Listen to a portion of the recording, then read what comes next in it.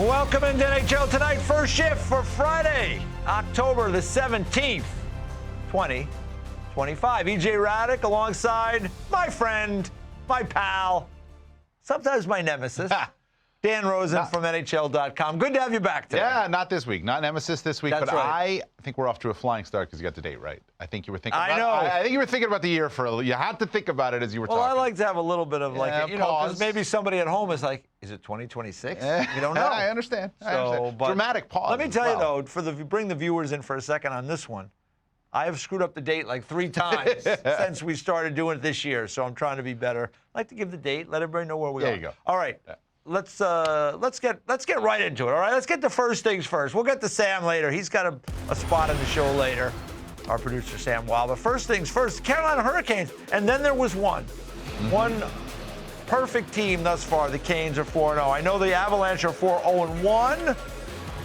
Canes are 4-0, and they got it done against the Anaheim Ducks last night out west as they're in the midst of this 6-game road trip. And boy, what a great start for the Canes. And they're doing it the Canes way, right? Exactly. I mean, there's some new additions there. Ehlers, Keandre Miller, Alexander Nikishin's been very good. He came in very late last year, played a couple playoff games. But they're plus 15. If you look at it, they're averaging over 36 shots on goal per game and giving up about 21. So they're about plus 15 per game in that category. That's the Canes way, EJ, right now. And they've been doing it for years that way. And they're doing it.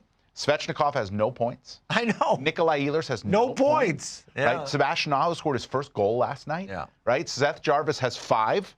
Okay, so he's been 7 off to points, a terrific start, and they just keep getting it done in the manner with which you expect them to get it done. And look, I mean, we're talking about this in October. You don't want to fast forward.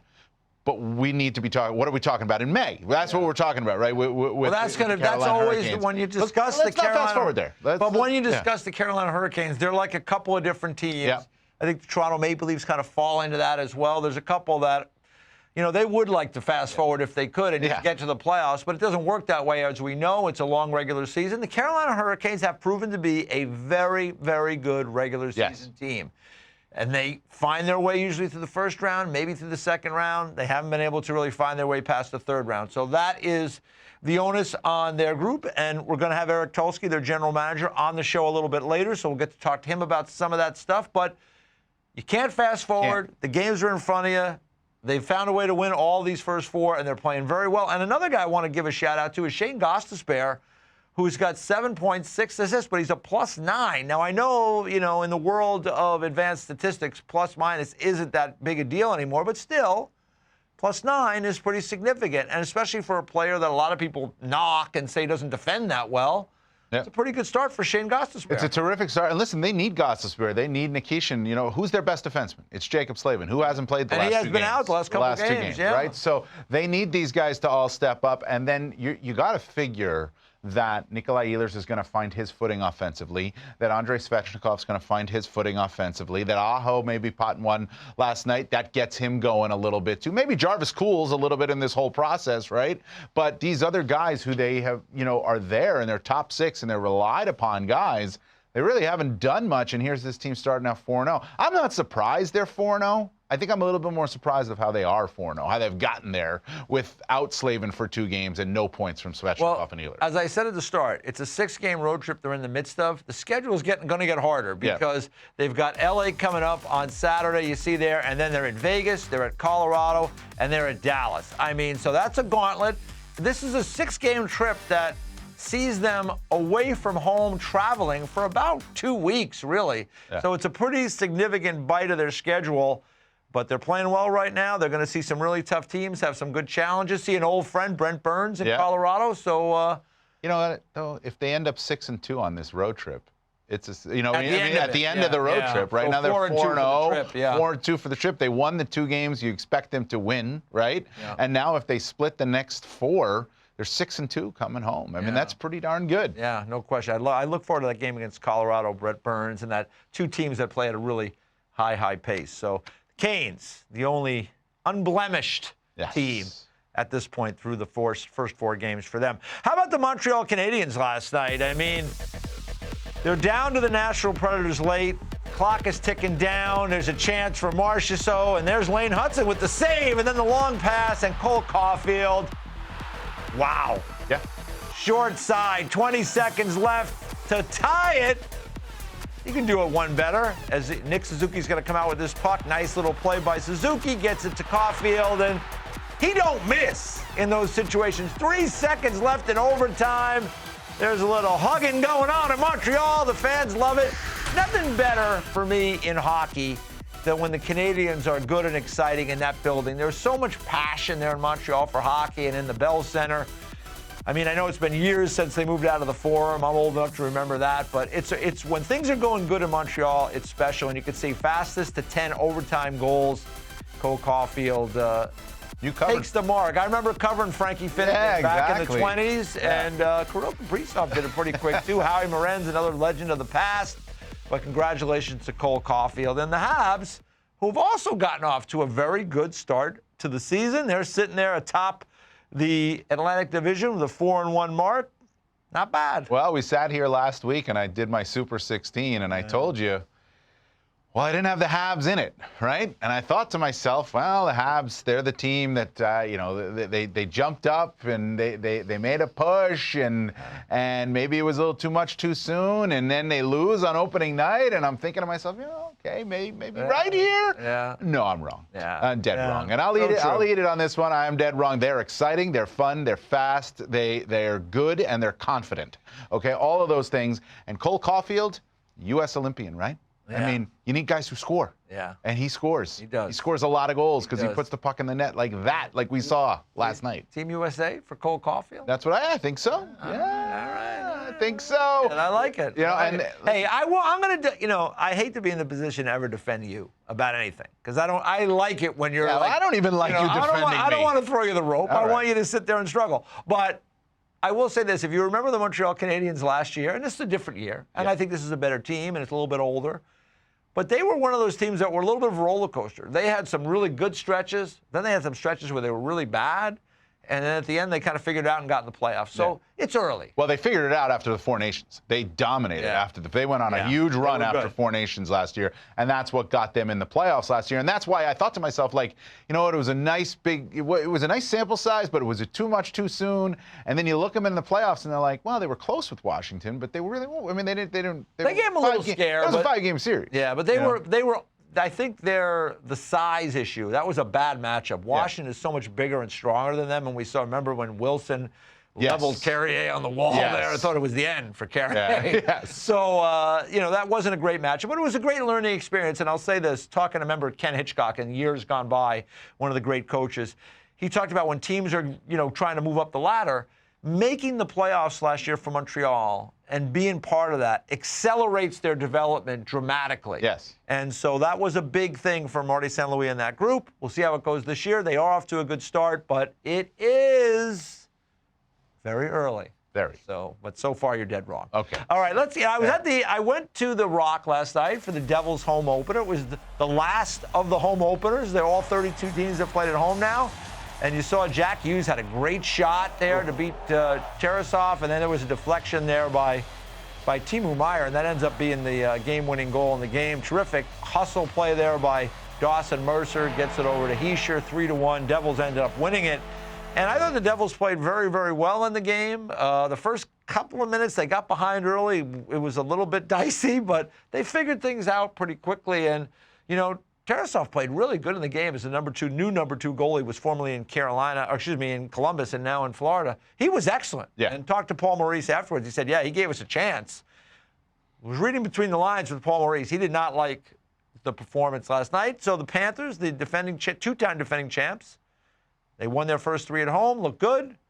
They've gone on the road now, lost 3 in a row on the road. They have a 5-game trip. They got 2 more games. It finishes up in Boston where they take on where Brad Marchand visits his former club. But you can see, last 12 regular season road games, this is not good.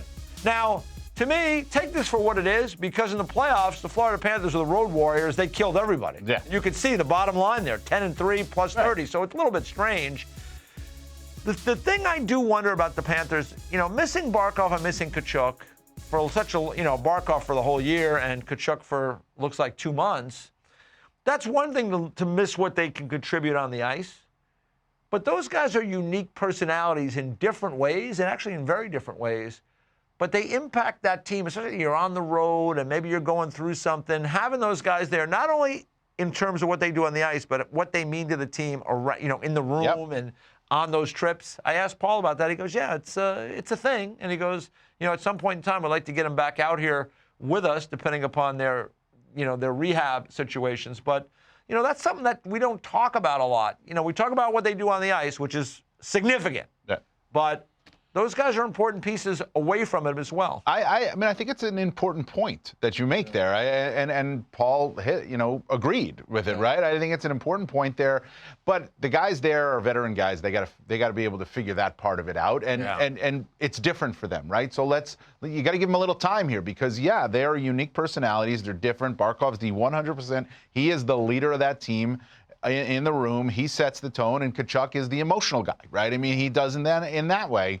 But they're also missing Nosek. They're also missing Kulikov. Yeah. Kulikov's a big loss. He's a big man. He plays minutes, important minutes in the game. Right. What do we talk about when it comes to playoff time? We talk about depth. We talk about how a team looks. We talk about the third line, right? The second D pair and the third D pair. Thinking the top 6 and the top D pairs, maybe they'll cancel each out, every once in a while. And the team that wins you a 7-game series is the depth. Well, they're missing a big chunks of their depth, and they're going to go through it a little bit. I'm not surprised. This is going to happen for them.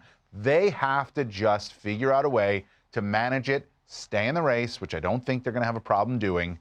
Manage it, stay in the race, get in, because then they're the most experienced team. Well, if they get in and they get everybody back, or most of these guys back, it's a big difference. But it's going to be a long year. And listen, they have a great situation down there, and Bill Zito is. That we all know. I mean, he's done an unbelievable job. Paul's done a great job. They've added these pieces to the puzzle. Saw Aaron Ekblad last night and played a ton of minutes. Great player. Seth Jones being part of it. This is still a really good team, but hard to replace number 1 center. And then, say what we want about Matthew Tkachuk. He brings that energy in so many different ways, and plus he's a really high-end player. Also not easy to try to snap out of something, a little funk, when you go into a team's home opener. And that team's all juiced up, and the crowds, and they've been waiting to play their home opener too for a while. The Devils weren't great at the start, but they really picked up their game, and they look good when healthy. They did. They're good. Yeah. And they don't have Markstrom right now, and that's going to be interesting. Yeah. But he'll eventually come back. Yeah, with the condensed schedule, it's tough, especially to lose a goalie. So Jake Allen was good last night. He's a competent goaltender. Nico Dawes is going to have to play a little bit. We'll see how things go. But the Devils did look really good, and they're off to a nice start as well. So we'll see. Yep. We'll see where it They goes. better be, because Carolina's going. Yeah, that's true. That's true. We mentioned Matthew Tkachuk, and he's dealing with injury. Brady Tkachuk, of course, we found out yesterday, right? He's going to miss 6 to 8 weeks. So the Ottawa Senators, they're up against it. It's a tough start to the season. They're playing, I think a team that has played pretty well this year at the start of the season, the Seattle Kraken, but it was kind of a crazy game. Philip Grubauer was in goal for Seattle. It was his first start of the season, and in the end, Shane Pinto does it again. Leading the league in goals, he scores in the game and then scores the shootout winner. And I think that was a big win for the Ottawa Senators, having me 1-3, tough loss the night before. And you can see the goal leaders in the league, Pinto and Dorofeyev, they're tied at 6. Caulfield, Eichel, Scheifele, Jarvis with 5. But boy, Shane Pinto is picking up the slack right now for Brady Tkachuk, and that's important. He's a quick release and knows where to go. Right, and we saw it. We saw it in the shootout, quick release. We saw it on his goal in the game there. Knows where to go. Right, has a little bit of a nose for it. So 6 goals for him. He's been very good. They need it, but listen, this was a really good win for them. It's going to be hard without Brady Tkachuk. That's the thing. It's going to be hard without him, and I do worry a little bit about their backup goaltending at the same time. They're not defending well, and even in this game, they gave up more goals than you want to give up. So. But when you talk, get better. We talk about the Panthers losing Matthew Tkachuk. They got a veteran group that's won, right? Yeah. They can handle this. Brady Tkachuk is the leader. There's an unquestioned leader there, and this is a team that's still trying to grow and build on what they did last season. To lose him for 6 to 8 weeks, it's going to be a hard loss. No question about it. All right, so that was some of the action last night. Tonight we got 4 games on the docket for you. Tampa and Detroit at 7 in Motown. You have the Caps hosting the Minnesota Wild. And thanks again to Spencer Cartwright for jumping in with us yesterday. We had a great interview with him.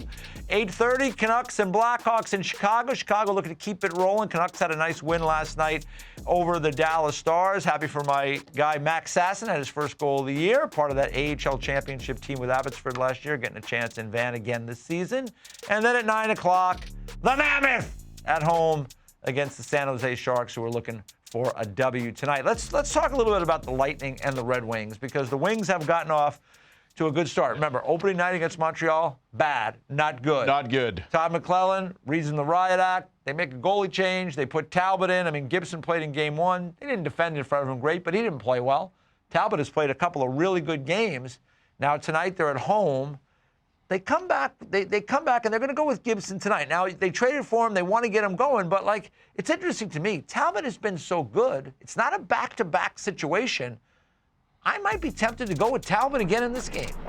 I'm a little surprised, to be honest with you, because you want to roll with what's gotten you there, and it's early, you know. And, like, if you have a back-to-back, sure, it's different. It's different. Yeah. Now, they play Sunday afternoon against the Oilers. That one is in Detroit. The Oilers play Saturday afternoon in New Jersey, so it's a back-to-back for them. Like, I don't know. Like, the Red Wings are, they're trying to get this good start and build up some points and get back into the playoffs. For me, I mean, Talbot's been good. I'd roll with him. Yeah, I would roll with him too, but I think I'm surprised that it's not him tonight, but I do.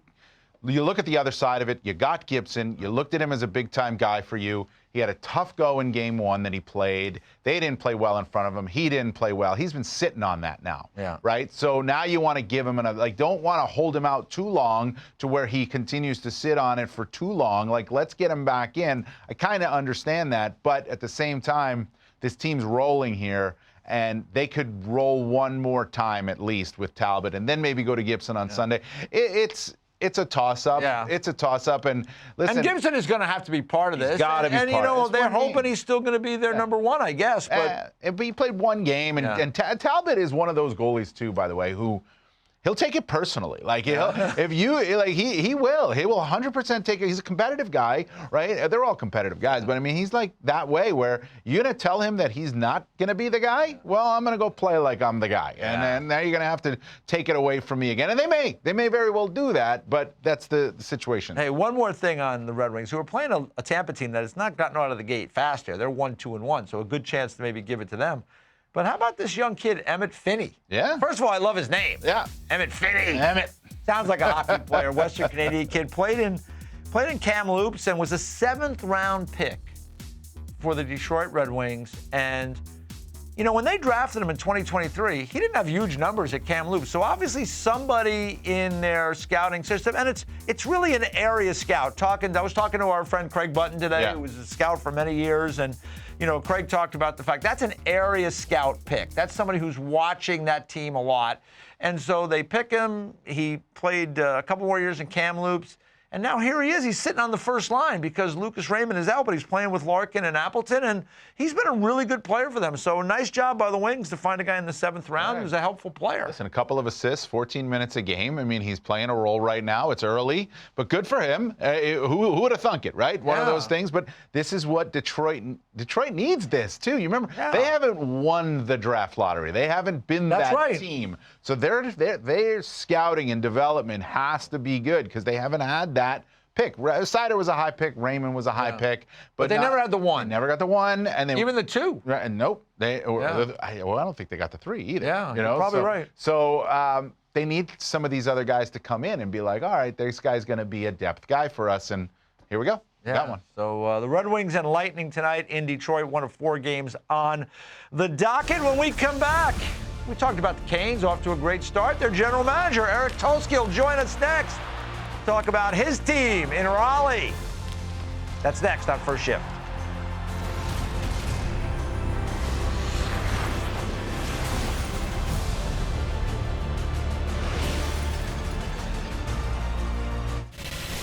Take a look at the best records thus far in the National Hockey League, and the Avalanche have 9 points. They do have an overtime loss. The Carolina Hurricanes, they played 4 games. They won them all.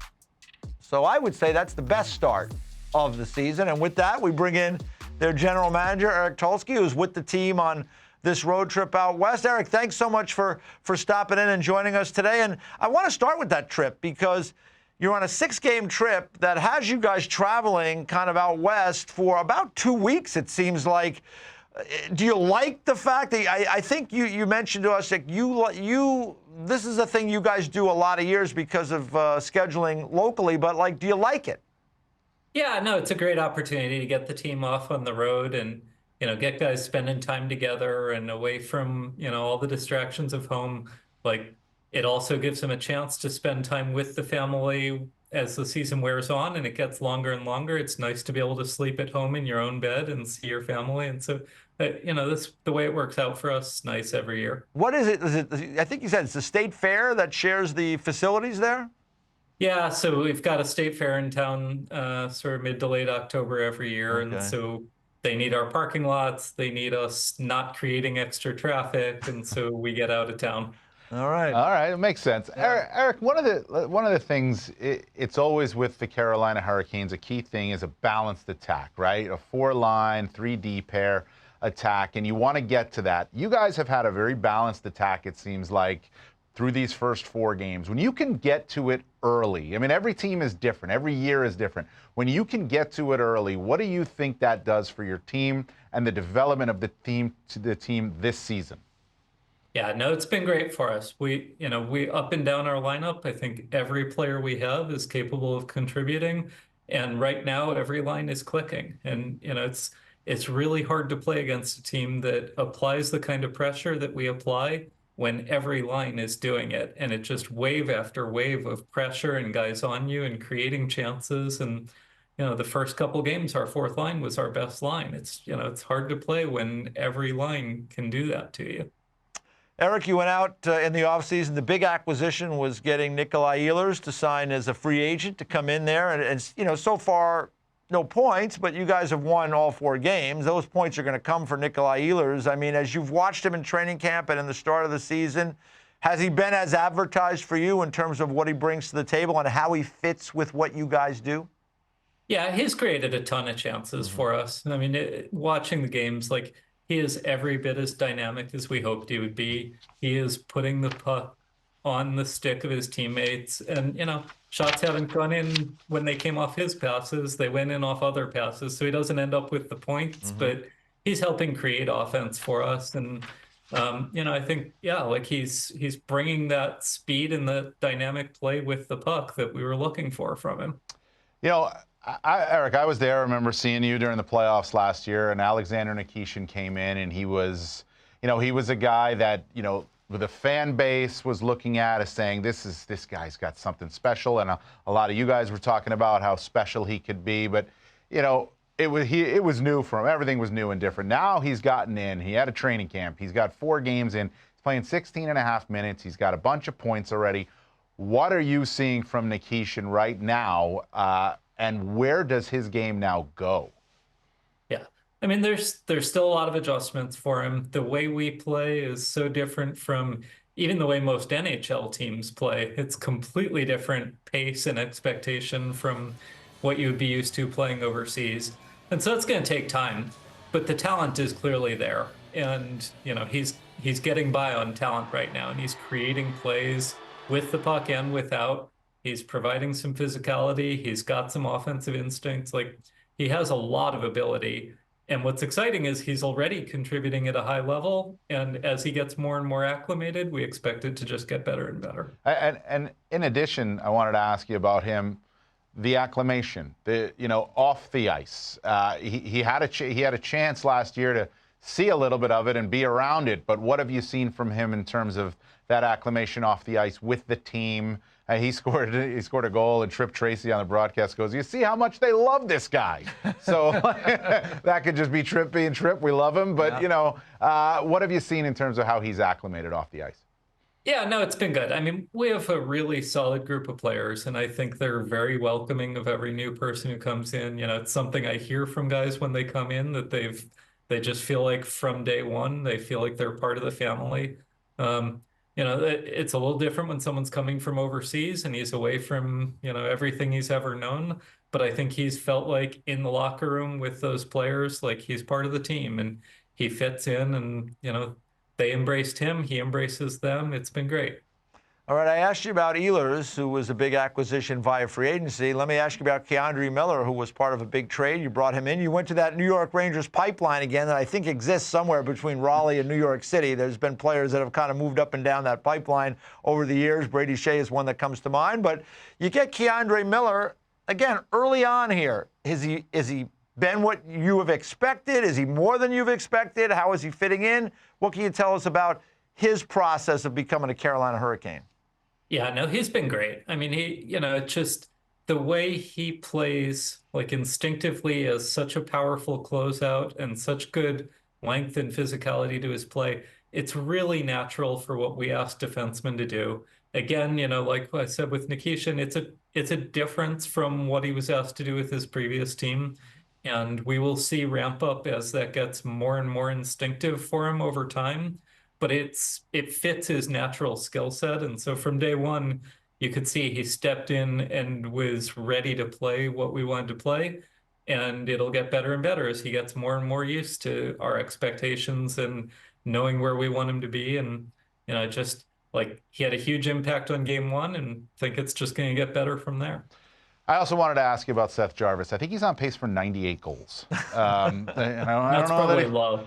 Yeah, you'd love that. So I won't ask you, is he going to score that many goals? No. But he does have 5 in 4 games. But more importantly, I think he's fully comfortable and confident in who he is now in this league.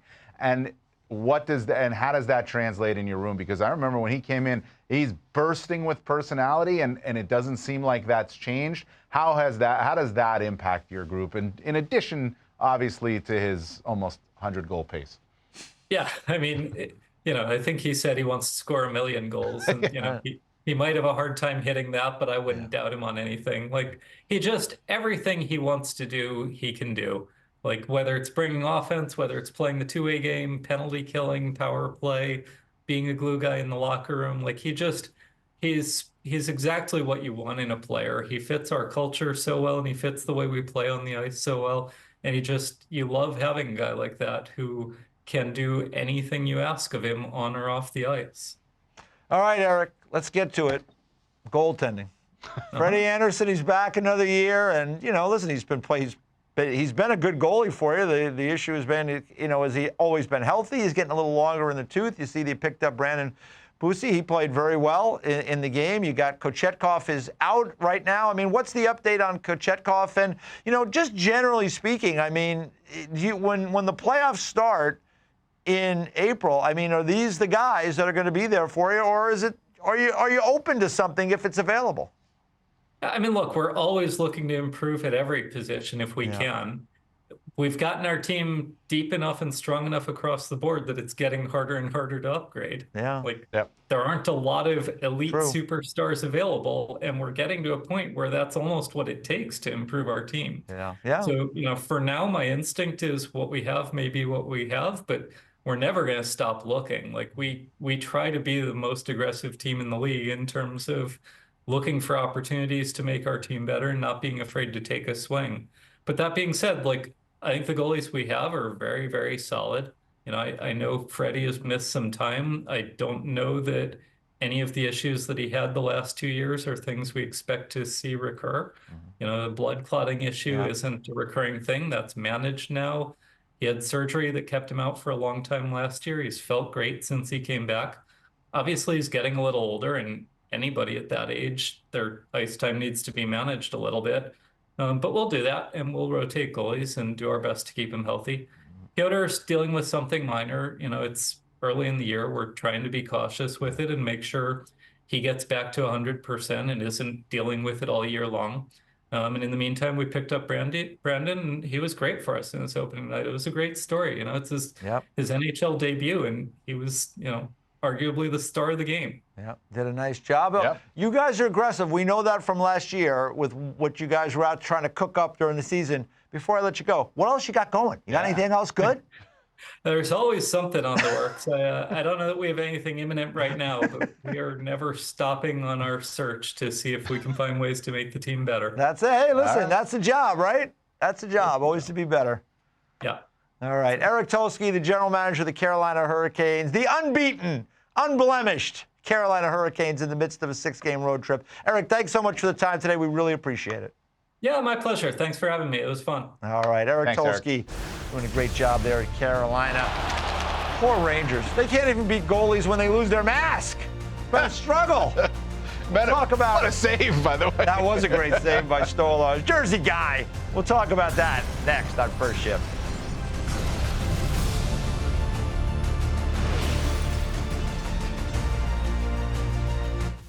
It is time for a new game.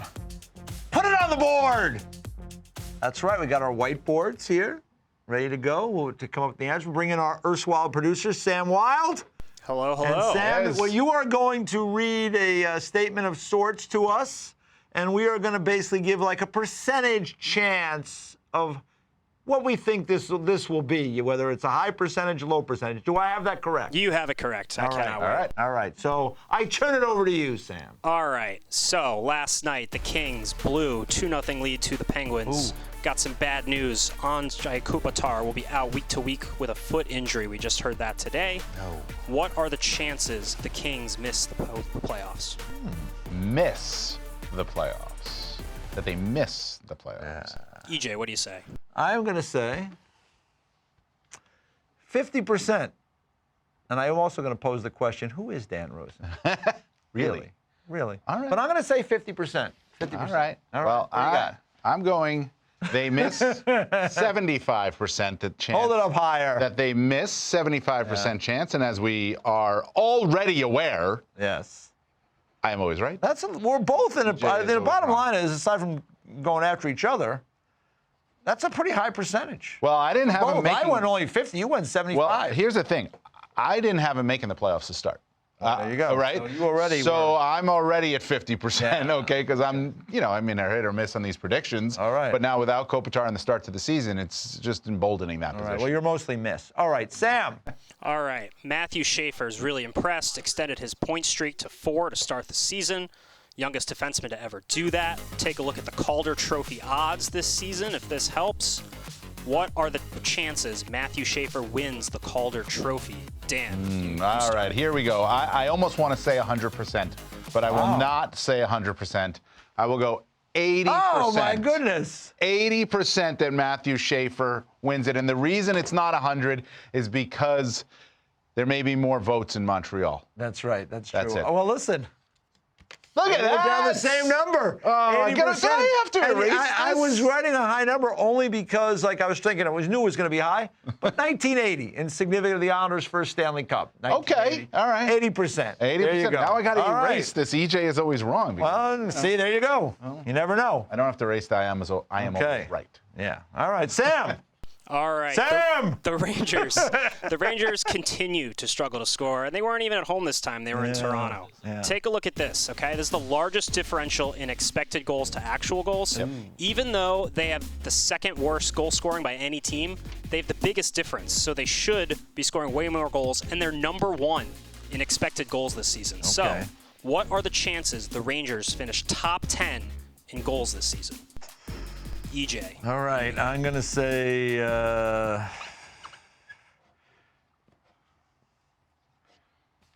32%. That they finish in top 10? that they finish in Why do you top say 10. 32? I don't know. Jonathan Quick, doesn't he wear 32? He does. Yeah, 32. 0! 0.0%, and it's not a knock on. It's not that I think that they won't boy, I score. like that. I like your bold. Yeah, I don't think it's And not you that. and you go to the I Garden know. a lot. And it's not that I think they won't score. I think they will score. They're generating a lot of high danger chances. In fact, 47 high danger shots on goal is third in the league right now. It's 15th per game, but right now it's third in the league, and they're only getting about 12% scoring on those. Okay, so they will score more. They're goals. going to score more. But here's the thing: Top 10 though. Top 10 is a lot. Yeah. And I don't think that their depth will allow them to agree with score more score in the top 10 this league. Are they going to be in the bottom 10? I don't think so. I think they'll be in the middle. I agree with that. And, with Trocheck being out, and he's going to be out for a while longer, right? Yeah. Like, it puts people in different spots in the lineup. And, like, when you have guys in different spots in the lineup, it makes it harder to be at your best and to score goals. It thins them out. And they wanted to play Mika Zibanejad with JT Miller, and because they had Trocheck there, and now they can't do that, it thins it out, and they'll score. They're going to score, okay? The chances are there. But they're not going to be a top 10 team in scoring this year. We got to save that tape. At least I said 32. All right. Sam. All right, last one here. It's kind of bitter irony for Rangers fans where they can't score, but Chris Kreider, he does nothing but score. He's got 4 goals this season. You look back at his last 4 years, he scored 52 goals back a couple years ago, 36, 39, just 22 last year. So, EJ, I'll start with you. What are the chances Chris Kreider gets back to the 30-goal mark this year? I'm going to go. I'm almost all in. 94%. For Chris Kreider scoring 30 goals. And again, 1994. Last time the Rangers won the Stanley Cup. You're looking for numbers. I'm looking for numbers. I don't want to be like Dan, 0 or 100. But I think I'm pretty sure that Chris Kreider, who's going to get a lot of power play time, they got good young players in Anaheim, 94%. You're going all the way. All in. You're an all or nothing guy. I'm all in. All or nothing. I like round numbers too, okay? Yeah, I'm all in. Listen, this is what he does. This is what he does. Yeah. He scores on the power play. He gets to the front of the net. He scores goals. This is like, and it was. And he's healthy now, which he wasn't healthy last year. It was an interesting thing to me that the Rangers traded him, and people thought, well, they're trading him. He's done. He's not done. Yeah. They were changing the makeup of the core of the team. That's what they were doing. They weren't trading him because they didn't think he could still score. Now, all right. They need his goals right now, but that's different. To be fair, listen, we've given a lot of love and a lot of flowers to Chris, and he deserves them because he's a great athlete. He's had a really good career. He scores goals. But listen, he's not a perfect player. He does things that, he sometimes doesn't get pucks out in the D zone, and 5-on-5 not always great. But he's a good penalty killer. He's good on the power play. He's good around the net. He's a good fit in Anaheim. The question wasn't, isn't he a perfect player? That's right. The question was, will he score 30 goals? And the answer is, I think he we will. both agree. Yeah. It's pretty certain he's going to do. You got any more for me, Sam, or what? That's all we got. That's it? You guys did great. I like it, though. All right. And again, I do wonder, who is Dan Rosen, really? And look, this answers it right here. 100%. EJ is always wrong.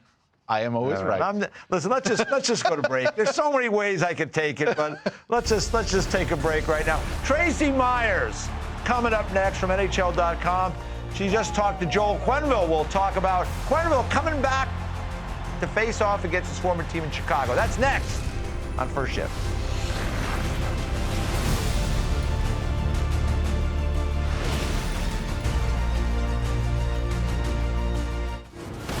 Let's take a look at some notable storylines for this weekend, the second weekend of the NHL season. Tonight, 2 Russian stars head-to-head, Ovechkin and Kaprizov in D.C., so that should be an entertaining tilt. Saturday, the Bell Center, the Rangers, the struggling to score Rangers, take on the red-hot Montreal Canadiens. And on Sunday, Joel Quenneville, getting this out of the way early in the season, returns to Chicago to take on the Blackhawks. And with that in mind, we bring in our friend Tracy Myers from NHL.com to talk a little bit about Quenneville's return to Chicago. And you just talked to Joel Quenneville. So what is he saying about this? Well, obviously, it's not his first time back. It's, that happened a couple of years ago. But still, for him, there's always that special feeling of when he comes back to Chicago. And he mentioned it. He said as soon as he walks down the ramp and he sees familiar faces, and then you get behind the bench and you hear that crowd, you hear that anthem, just the whole atmosphere is something that obviously he's very familiar with. And the Blackhawks did some incredible things in his time here. And so, it's all going to come back to him when he's back here on Sunday for sure. Well, last time he went back January 21st, 2020 with the Florida Panthers, by the way. Right? Yeah. The Blackhawks were similar to what he left. There's like nothing similar to what he left with Chicago right now. But Tracy, by the way, EJ, to NHL.com, and you. That's right. Right. We're ganging up, okay? That's okay. Hey, All right. listen, bring it on. All I right. like Tracy. Yeah. Well, that's Tracy's actually really, really good. All She right. actually watches the games and knows what goes on. Yeah, You, on the other hand, completely lost. But set myself up. All right. continue. Anyway, Tracy, Quenneville as a coach back in this league, right? So the story is known. What he's back now, and the impact that he's having on the Ducks. What did he give you any insight on what it's like to coach this team, and in particular what it's like for him to be back in the league, and if there's any changes that he's noticed? It hasn't been that long since he was out, but any changes within the league that he's noticed? Well, yeah. First of all, just with him being back, he's very excited because much like the Blackhawks around 2008, 2009, he's got some veteran players, but he also has a very young core of guys who, much like the Blackhawks back then, are trying to bring this team to prominence. He said he senses this excitement. There's a hunger with this team. A lot of these young guys are tired of losing, a familiar sound. And they're really willing to put the work in and everything. And as far as Q's side of it, I talked to Jonathan Taves about this last week when I was in Winnipeg. Same thing with him. He's been out of the league for a little bit. The game changes. It gets faster. Players have gotten a little stronger. But he said one of the things there is he has a new staff. The guys that he's working with out there, he hasn't worked with before and everything. And they've been running a couple of things. They've had some ideas as far as penalty kill, power play, and everything. So he's learning from some of his new staff members now. He's watched the game the entire time, but certainly doesn't hurt to get a few tidbits here and there from guys who have probably been there the entire time.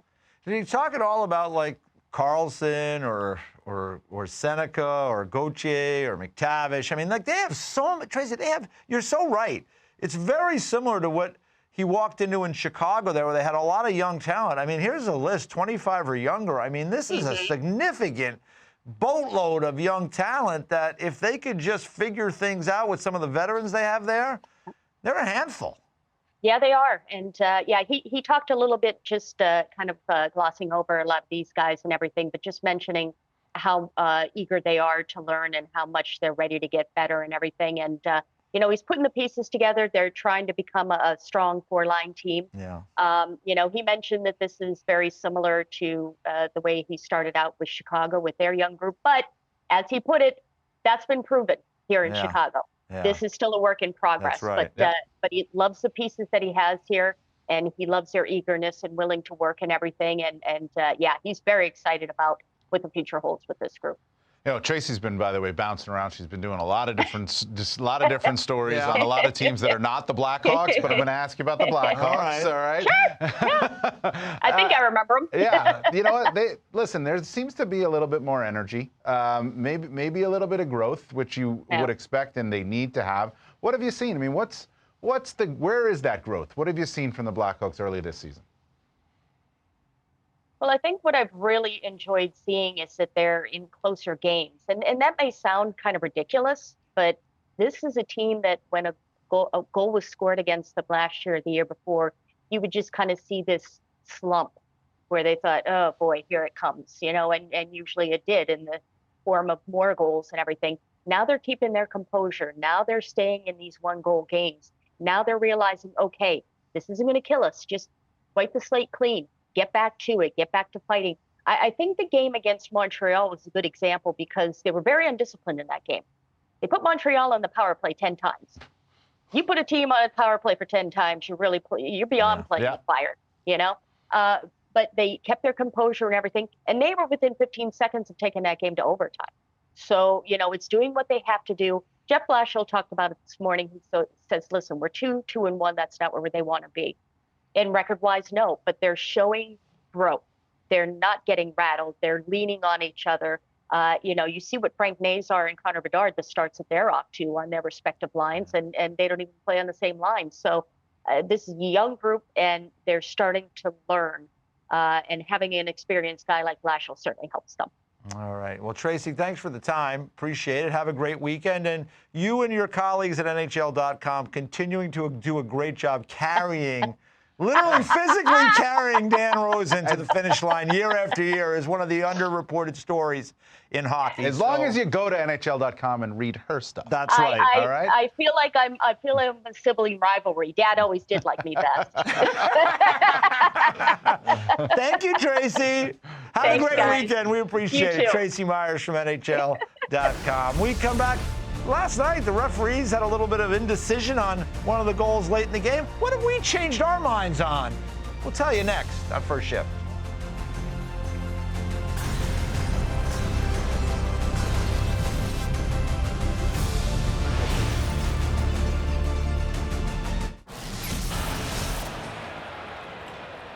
After review of the call on the ice stands, we have a goal. Oh, sorry! Wow. Wait a minute. Excuse me. After review, there is no goal. Florida will be charged a bench minor penalty for delay of game. And that was referee Michael Markovic at the Rock last night for Devils and Panthers. It was late in the game. And if you're going to make that mistake, and listen, it's a mistake. People make mistakes all the time. These guys are out there. They're trying to hear Caught it on the right away. headset, right? He turned it around right away. If you're going to make that mistake, it's good to make it in favor of the home team. Right? If you make it the other way, bad news. Yeah. So, we're all entitled to try to change our minds when, we realize maybe we were wrong. How about early season? Have you changed your mind on anything yet? Well, I did go over the thing with the Canadians earlier where I didn't have them in the playoffs, and now I admitted I was dead wrong. Then I wrote on the whiteboard, by the way, that I'm always right. Which everyone knows you're not. Which means I was wrong, by the way. Again. Yeah. All right. It was fun. It was a joke. All right. No, I have changed my mind on the Calgary Flames. Listen, I put them in the playoffs to start the season as a prediction, and it was a bit of a, all right, let's just see. Let's throw this out there. Let's see. Because I like that team. I think that team has some talent. I like Dustin Wolf in net. I like the way they were coached.